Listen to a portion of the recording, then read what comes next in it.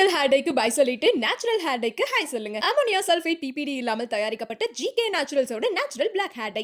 பலூச்சிஸ்தான்ல இப்போ நடந்துட்டு இருக்கிற ஸ்கேல் ஆஃப் ஆப்ரேஷன் எல்லாத்தையும் நம்ம வச்சு பார்க்கும்போது எனக்கு என்ன ஒரு விஷயம் தோணுதுன்னு பார்த்தீங்கன்னா, பாகிஸ்தான் ஆர்மி வந்து இராணுவ ரீதியில் அவங்க முறையில் வந்து ரொம்ப அடி வாங்கியிருக்கு சார். அவங்களுக்கு வந்து ஒரு குறிக்கோள் இருக்கு, ஒரு கொள்கை இருக்கு, ஒரு பிடிப்பு இருக்கு, ஒரு பிணைப்பு இருக்கு, ஒரு தேவை இருக்கு. பாகிஸ்தான் ராணுவத்துக்கு இதெல்லாம் எதுவும் இல்லைன்றீங்களா?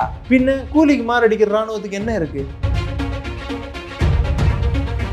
அவங்களுக்கு பாகிஸ்தான்ல என்னைக்கும் சேர முடியாது, நாங்க ஒண்ணு இல்லைன்னு சொல்றது அவங்க வரலாறு.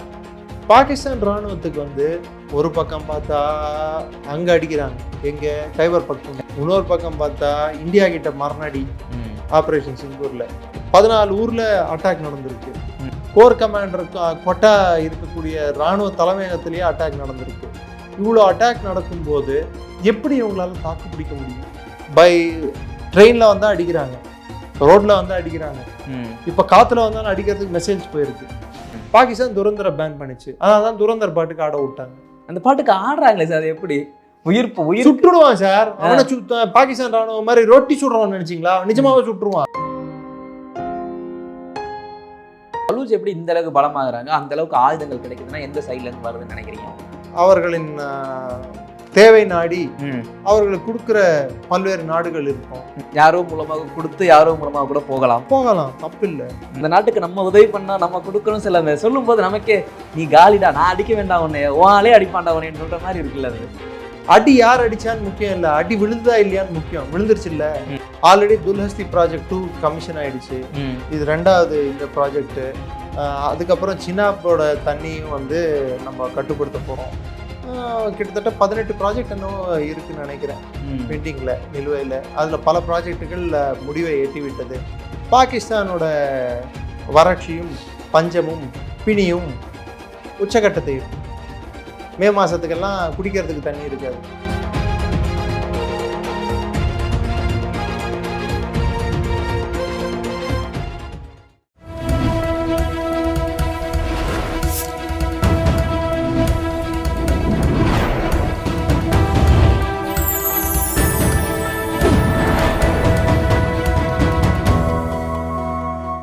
சேனல் 5 தமிழ் நேயர்களுக்கு வணக்கம். இந்த நேர்காணலில் நம்மோடு இணைந்திருப்பவர் டிஃபென்ஸ் அனாலிஸ்ட் திரு நிரஞ்சன் அவர்கள். வாருங்கள் அவரோடு பேசுவோம். சார் வணக்கம். வணக்கம், ஜெயஹிந்த். சார், பாகிஸ்தான் நாடு எந்த நாட்டோட சண்டை போட்டாலும் சரணடைவது அப்படின்றது இயல்பான ஒன்று அந்த ராணுவத்திற்கு. ஆனால் ஒரு நாட்டுக்கிட்ட சரணடைவதை தாண்டி இப்போ பலூச் வீரர்கள்ட்டே போய் சரணடைஞ்சிருக்காங்களே, இது எப்படி பார்க்குறீங்க? ஒருப்போ முக்திபானி கிட்ட சரண்டரால பாகிஸ்தான் ஆர்மி. அப்போ இது செகண்டாவது. இதுக்கு முன்னாடி கைபர் பக்துன்வால அங்கே இருக்கக்கூடிய தேரிக்கே தாலிபான் கிட்ட சரண்டரால. என்ன லிஸ்ட் சொல்லிட்டே போறீங்களே, இதுன்னா உங்களுக்கு என்ன புதுசா? உங்களுக்கு இல்லை புதுசு இல்லைதான். ஒவ்வொரு நாட்டுக்கிட்ட ரைட் ஓகே, சொந்த நாட்டுக்குள்ளேவா போய் சரணடைகிறது? அதுவும் துரந்தர் பாட்டுகள் டான்ஸ் வேற ஆடி இருக்காங்க. கொடுமை என்ன தெரியுமா? சரண்டரானவங்க வந்து லேஸ்பட்ட யூனிட் இல்லை, இது ஸ்பெஷல் சர்வீசஸ் குரூப். இது வேற நம்ம பேரா கமாண்டோஸ்ன்னு சொல்லுவோம் பாருங்க. ஆமா, அதுக்கு இணையான அவங்களோட இராணுவத்திலேயே ரொம்ப இலைட்டஸ்ட் ஆஃப் இலைட், அதாவது ரொம்ப கடுமையான பயிற்சி எடுத்துக்கொண்ட வீரர்கள் அவங்க. யார்கிட்ட? ஒருவேளை முனீர்கிட்ட எடுத்தாங்களோ இல்ல வேற யார்கிட்ட எடுத்தாங்களோ தெரியல. மொத்தத்துல அந்த நாட்டோட கிராக் கமாண்டோ டீம். முனீரெல்லாம் பயிற்சி கொடுக்குற அளவுக்கு எல்லாம் இருந்திருந்தா என் பங்கர்ல போய் ஒழிஞ்சிருப்பாரு. அவருக்கு பங்கர் முனீர்னு என் பேர் வந்திருக்கு. இப்போ வாட்ச்மேன் முனீர் பேரை மாத்திட்டேன். மாத்திட்டீங்களா? அப்போ பங்கர்ல இருந்து வாட்ச்மேன் வந்துட்டாரு. ஆமா, காசாக் வாட்ச்மேன் போறேன். அங்க போறதுனாலயா? அப்ப பங்கர் யாரு பாக்குறது? பங்கர் யாரும் பார்க்க போறது இல்ல பார்ட் டைம்ல ஷெபாஸ் ஷெரீப் எதுவும் வாய்ப்பு இருக்கு? பங்கர் வந்து கொஞ்ச நாள் கழிச்சு பலூச்சிஸ்தானாலையும் கைபர் பக்துன்வால இருக்கக்கூடிய தேரிக்கே தாலிபானாலையும் அது பங்கர் பங்கமாக போகுது. ஐயையோ என்னை விட்டுருங்கன்னு ஓட போறாங்க ஷெபாஸ் ஷெரீப் மாதிரி ஆட்கள் எல்லாம். இது ஒரு பக்கம் இருக்க, பலூச்சிஸ்தான்ல இப்போ நடந்துட்டு இருக்கிற ஸ்கேல் ஆஃப் ஆப்ரேஷன் எல்லாத்தையும் நம்ம வச்சு பார்க்கும்போது எனக்கு என்ன ஒரு விஷயம் தோணுதுன்னு பார்த்தீங்கன்னா, பாகிஸ்தான் ஆர்மி வந்து இராணுவ ரீதியில் அவங்க முறையில் வந்து ரொம்ப அடி வாங்கியிருக்கு. மரியம் நவாஸே சொல்லியிருக்காங்க 1000 பேர்கிட்ட செத்து போயிட்டாங்க பலூச்சிஸ்தான்ல அப்படின்னு சொல்லிட்டு பாகிஸ்தான் வீரர்கள். அப்போ இது கணக்கு பார்த்தா கார்கில்ல செத்ததோட ஆபரேஷன் சிந்தூர்ல செத்து போனதோட இன்னும் சொல்ல போனா இந்தியா பாகிஸ்தான் 71 வாரத்தில் செத்து போனதோட கவுண்ட் அதிகமாகிடும் போல இருக்கு. வெளியே தெரியலையாண்ணா. மரியம் நவாஸ் தானே சொல்லியிருக்காங்க, நவாஸ் ஷெரீஃபோட பொண்ணு ஷாபாஸ் ஷெரீஃபோட அண்ணன் பொண்ணு தானே சொல்லியிருக்கு அஃபிஷியலாவே. நியூஸ்ல வந்து பார்க்கலையா நீங்க? 1000 பேர்லாம் எப்படி சார்? சார் நானா சொல்றேன், அவங்க சொல்றாங்க, நான் நம்புறேன், நீங்களும் நம்பி தானே ஆகணும். இல்ல ரஷ்யா உக்ரைன் போர்ல அந்த நம்பர் டச் ஆகிறதுக்கு எவ்வளவு ஆகும் போல, நீங்க என்ன சட்டனா ஒரு 1000 பேர்னா அது எப்படி? என்ன சார் சொல்றீங்க? பாகிஸ்தான் வந்து ஒரே நாள்ல அவங்க அதிகாரப்பூர்வமா ஒத்துக்கிட்டதே 225 பேர் கொண்டுட்டாங்க அப்படின்னாங்க. 225 இன்ட்டு 4 போட்டுங்க, 1000 வந்துருதா இல்லையா? 250 போட்டா கூட 1000 வந்துடாதா என்ன? ஆமா. என்னைக்கு பாகிஸ்தான் உண்மையா சொல்லியிருக்கு? தப்பித்தாரு உண்மையா சொன்னா நீங்க நம்புவீங்களா? என்னைக்கு உண்மை சொல்லியிருக்காங்க? அதனால தான் அவங்க சொன்னா கூட நீங்க நம்ப மாட்டீங்க, நானும் நம்ப மாட்டேன். ரஃபேல சுட்டோம், வீழ்த்தினோம், தரையில் விழுந்தது. எதுல விழுந்தது? தரையில.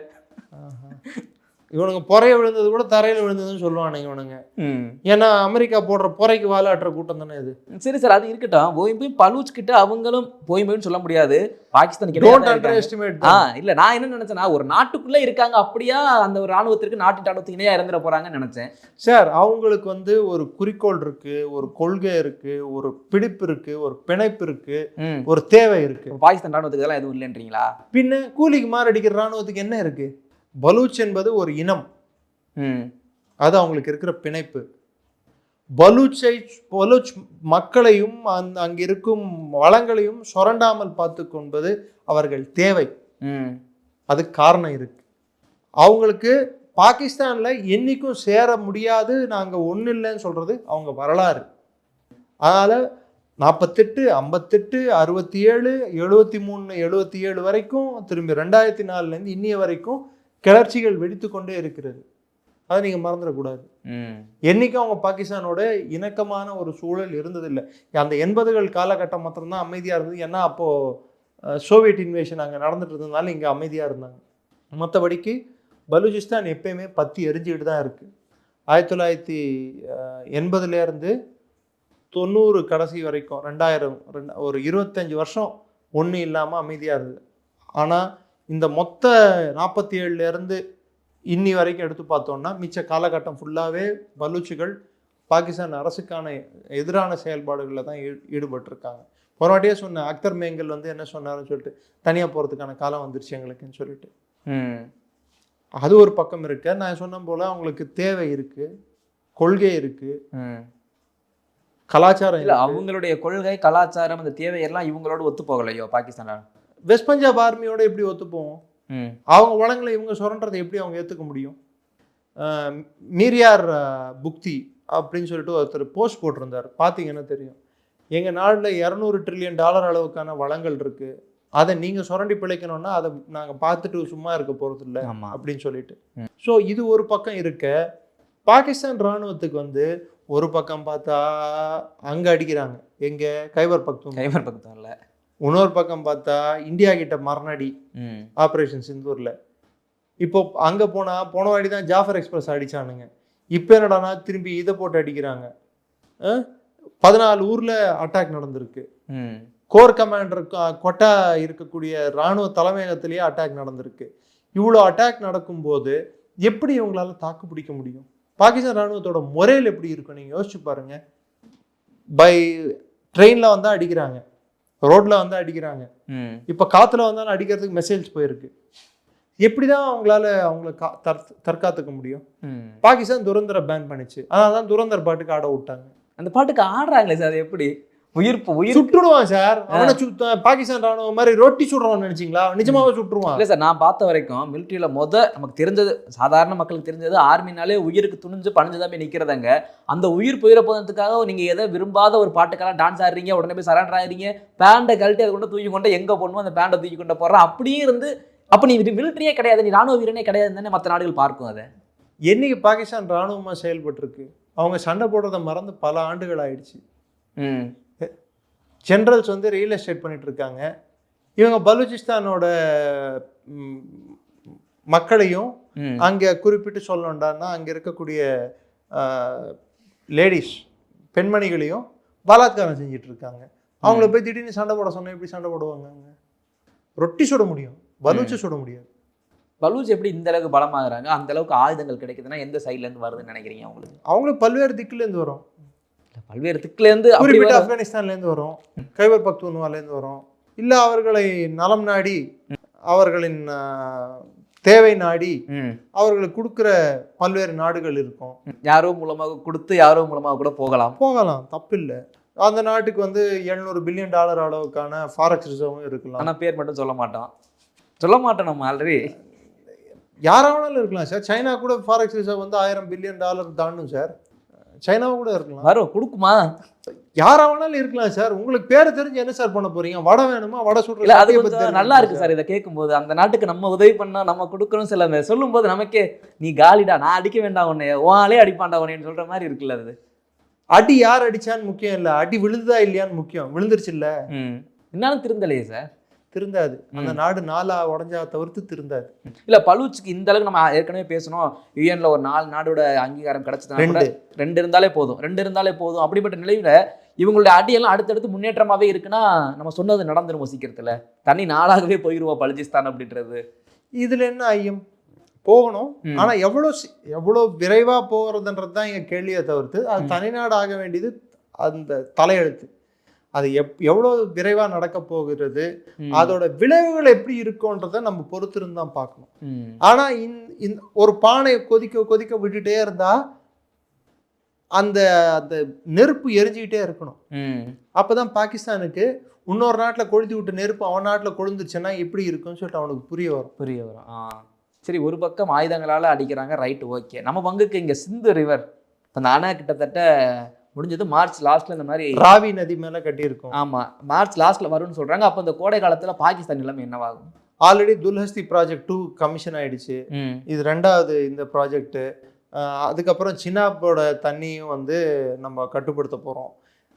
கிட்டத்தட்ட 18 ப்ராஜெக்ட் என்னவோ இருக்குன்னு நினைக்கிறேன் பெண்டிங்கில், நிலுவையில். அதில் பல ப்ராஜெக்டுகள் முடிவை எட்டிவிட்டது. பாகிஸ்தானோட வறட்சியும் பஞ்சமும் பிணியும் உச்சகட்டத்தை எட்டும். மே மாதத்துக்கெல்லாம் குடிக்கிறதுக்கு தண்ணி இருக்காது. வேற பர்பஸ்க்கு இருக்குமான்னு கேட்டுறாதீங்க, குடிக்கிறதுக்கே இல்லை. ஸோ வெஸ்டர்ன் கல்ச்சர் ஃபாலோ பண்ணிப்பேன். வெஸ்டர்ன் கல்ச்சர் ஆல்ரெடி அவங்க பிரைம் மினிஸ்டர் சொன்னது தானே சார், நாங்கள் அந்த பேப்பர் தான் சொல்லிட்டு. இல்லை, கரெக்டாக பொருந்தது எல்லாமே அவரே சொல்லிட்டாருல்ல, நாங்கள் அந்த பேப்பரு டாய்லெட் பேப்பரு அப்படின்னு சொல்லிட்டு. ஆனால் மல்டி யூஸ் பேப்பராக தான் இவங்க வாங்க முடியும் உங்களுக்கு இருக்கிற பொருளாதார நிலைமைக்கு. அது கூட சிங்கிள் கிடையாது. பாகிஸ்தான் எதை நோக்கி தான் சார் போகுது?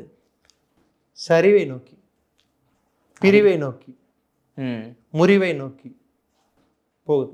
மீன்மேல் இன்னொரு ஒரு சின்ன ஒரு இன்ஃபர்மேஷன் உங்களுக்கு. காசாவில் சுரங்கங்களில் ஹமாஸுக்கும் பாகிஸ்தான் இராணுவம் ஆல்ரெடி அங்கே அனுப்பி வைக்கப்பட்டுள்ளது. பாகிஸ்தான் பாராளுமன்றத்துக்கும் சொல்லலை, அஃபிஷியலாகவும் யாருக்கும் தெரியாமல் சீக்ரெட்டாக அனுப்பியிருக்காங்க. ட்ரம்பின் கட்டளைக்கு இணங்க பாகிஸ்தானின் வாட்ச்மேன் முனீர் அங்கே இராணுவத்தை அனுப்பியுள்ளார். ஹமாஸுக்கும் பாகிஸ்தான் இராணுவ வீரர்களுக்கும் நடந்த சண்டையில் பாகிஸ்தான் வீரர்கள் கொல்லப்பட்டனர். அவர்கள் சடலங்கள் பாகிஸ்தான் திரும்பினால் அதற்கு நல்லடக்கம் செய்யப்பட மாட்டாது, அதற்கு கடைசி நமாஸே ஜனசா படிக்க மாட்டார்கள் என்று திட்டவட்டமாக பாகிஸ்தான் இஸ்லாமிய மத குருக்கள் அறிவித்துள்ளார்கள். இது ஒரு பக்கம் இருக்க, இல்லை அது மக்கள் மத்தியில் எப்படி ஒரு தாக்கத்தை ஏற்படுத்தும்? இதை யார் போட்டுக்கிறான்னா போஸ்டா ஜாவித் ஹாஷ்மின்னு சொல்லிட்டு பாகிஸ்தான் பாராளுமன்றத்தோட எம்பியை போட்டிருக்காரு. எங்கேருந்தோ வந்த தகவலாக நான் சொல்லலை, எம்பியே போட்டிருக்காரு, அவங்களே ட்வீட்டாக போட்டிருக்காரு. இது வரைக்கும் அரசாங்கத்துக்கிட்ட இருந்தும் எந்த மறுப்பும் வரல. ஸோ நாளைக்கு சப்போஸ் அதே வந்து பாகிஸ்தான் வந்து இப்போ இருதரை கொல்லி மாதிரி அந்த பக்கம் ஹமாஸும் இவங்களை அடிக்கும், நாளைக்கு இவங்க இஸ்ரேல் கூட ஏதாவது வம்பு இழுத்தாங்கன்னா இஸ்ரேலும் அவனை பார்த்துக்கிடும். ஸோ பாகிஸ்தான் இராணுவத்துக்கான உயிர் சேதம் நிச்சயம் நடக்க போகிறது. இன்னொன்று இருக்கு, இன்னொரு பிரேக்கிங் உங்களுக்காக. இது என்னடான்னா, இது அல்-கொய்தாவை பற்றி யூஎனோட லேட்டஸ்ட் ரிப்போர்ட் டேட்டட் February 3, 2026 படி அல்-கொய்தா 25 மடங்கு வளர்ந்துள்ளது. 50,000 பேர்கிட்ட அல்-கொய்தால இப்போ சேர்ந்துருக்காங்க புதுசா. ஆமாம், உலகம் ஃபுல்லாக பரவி இருக்கு. குறிப்பிட்ட ஆப்பிரிக்க நாடுகளில் அல்கொய்தாவோட கை ஓங்கி இருக்கு. நைஜர், நைஜீரியா, சாது, புர்கினா ஃபாசோ, இது மாதிரி நாடு, அல்ஜீரியா, லிபியா, இந்த சைடு சொமாலியா, இந்த மாதிரி நாடுகள் எல்லாம் அல்கொய்தாவோட வளர்ச்சி அபரிவிதமாக இருக்கு. இப்போ சென்ட்ரலைஸ் கமாண்ட் ஸ்ட்ரக்சர் அல்கொய்தாக்கு இல்லை. ஆனால் அல்கொய்தாவோட வளர்ச்சி ஆர்கானிக்காக இருக்கு. அதே சமயத்தில் அவங்க யாரை டார்கெட் பண்ணுறாங்கன்னா இளைஞர் சமுதாயத்தை டார்கெட் பண்ணுறாங்க. அவங்க யூஸ் பண்ணுறது கேமிங் பிளாட்ஃபார்ம்ஸ், ஆன்லைன் கேமிங் பிளாட்ஃபார்ம்ஸை யூஸ் பண்ணுறது, ஆன்லைன் ரேடிகலைசேஷன் கோர்சஸை ரன் பண்ணிகிட்ருக்காங்க. ஸோ இது அதிகமாக ஆப்பிரிக்கா கண்டத்துலேயும் மற்ற பகுதிகள், குறிப்பிட்டு சொல்லணுன்னா யூரோப்பில் சில பகுதிகளில், ஸ்பெயின் அது மாதிரி பகுதிகளில் அதிகப்படி நடந்துகிட்ருக்கு. ஸோ அல்கொய்தாவோட வளர்ச்சி இது யுஎன் அவர்களால் ஒத்துக்கொள்ளப்பட்ட ரிப்போர்ட், அதிகாரப்பூர்வமான ரிப்போர்ட் சப்மிட்டும் பண்ணியிருக்காங்க. 50,000 பேர், அதாவது உஸ்மா பின் லேடன் பீரியடில் இருந்ததோட இது இப்போ வந்து பல மடங்கு இது வளர்ச்சியை கண்டுள்ளது. ஆனால் யார் தலைவர்னு இப்போ இல்லை. தலைவர் இருந்தால் தலைவரை அடிச்சிருவீங்க. அந்தந்த அங்கங்கே ஒவ்வொரு குழுக்கு ஒவ்வொரு தலைவர். ஆனால் ஐடியாலஜி ஒன்று தான், கோட்பாடு ஒன்று தான். ஸோ இது ஐசிஸ் போச்சுன்னா திரும்பி அல்கொய்தா இன்னொரு வடிவம் எடுக்கும். சிரியாலையும் ரெக்ரூட்மெண்ட் நடந்துட்டுருக்கு. ஸோ ஐசிஸ் போயிடுச்சுன்னா அல்கொய்தா திரும்பி வரும், அல்கொய்தா போயிடுச்சுன்னா திரும்பி ஐசிஸ் வரும். இது ஒரு சைக்கிள். இந்தியா வந்து சற்றே கண்காணிப்பாக இருக்க வேண்டிய கட்டாயம் நமக்கு ஏற்பட்டுள்ளது. இது பாகிஸ்தான் வரையும் பரவக்கூடும். எங்களுடைய பல்வேறு கேள்விகளுக்கு உங்கள் நேரத்தை ஒதுக்கி பகிர்ந்தமைக்கு ரொம்ப நன்றி சார். தொடர்ந்து பேசுவோம். நன்றி, வணக்கம்.